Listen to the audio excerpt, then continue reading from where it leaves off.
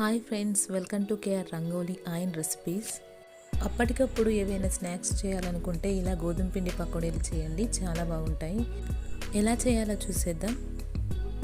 ముందుగా 1 table spoon పల్లీలు తీసుకొని వాటిని వేయించుకుందాం. ఆ తర్వాత వాటిని కచ్చాపచ్చాగా గ్రైండ్ చేసుకుందాం.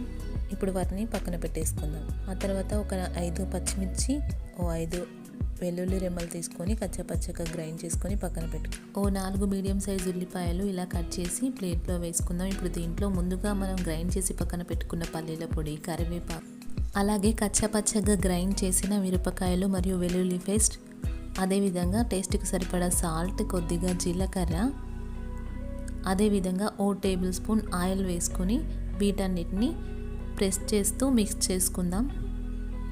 ఈ విధంగా అన్నీ కలిసేలా చక్కగా మిక్స్ చేసుకోవాలి. ఇప్పుడు దీంట్లో 1/2 కప్ బొంబాయి రవ్వ, అలాగే 1 కప్పు గోధుమ పిండి వేసుకుందాం. ఉల్లిపాయ ముక్కలు కొద్దిగా తడిగా ఉంటాయి కాబట్టి ఈ పిండిని వాటితో ప్రెస్ చేస్తూ కలుపుకుందాం. ఫస్ట్ వాటర్ లేకుండా ఈ విధంగా కలిపిన తర్వాత మళ్ళీ కొన్ని వాటర్ వేసుకొని వడలు ప్రిపేర్ చేసినప్పుడు మనం పిండి ఎలాగైతే లూజ్గా కాకుండా గట్టిగా ఉంచుతామో ఆ విధంగా ఈ పిండిని ప్రిపేర్ చేసుకోవాలి. ఇప్పుడు ఈ పిండిలో నుండి కొద్దిగా పిండి తీస్తూ బాల్స్లా చేసి ఈ ప్లేట్లో పెట్టుకోవాలి.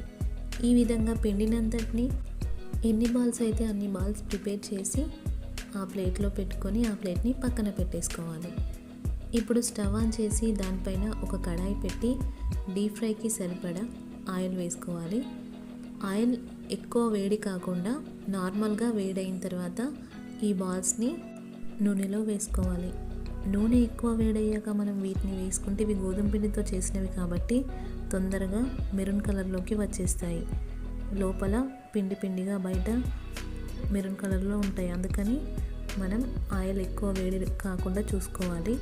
ఈ విధంగా అన్ని వైపులా ఫ్రై చేసుకున్న తర్వాత వీటిని ఆయిల్లో నుండి తీసి కొన్ని కరివేపాకు ఆకులు కూడా డీప్ ఫ్రై చేసుకొని పైనుండి వీటిపైన వేసుకోవాలి.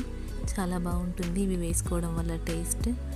ఇప్పుడు ప్లేట్లో సర్వ్ చేసుకుందాం. అంతే, టేస్టీ గోధుమ పిండి పకోడీలు రెడీ. ఈ వీడియో మీకు నచ్చిందని అనుకుంటున్నాను. నచ్చితే లైక్ చేయండి, షేర్ చేయండి, కామెంట్ చేయండి.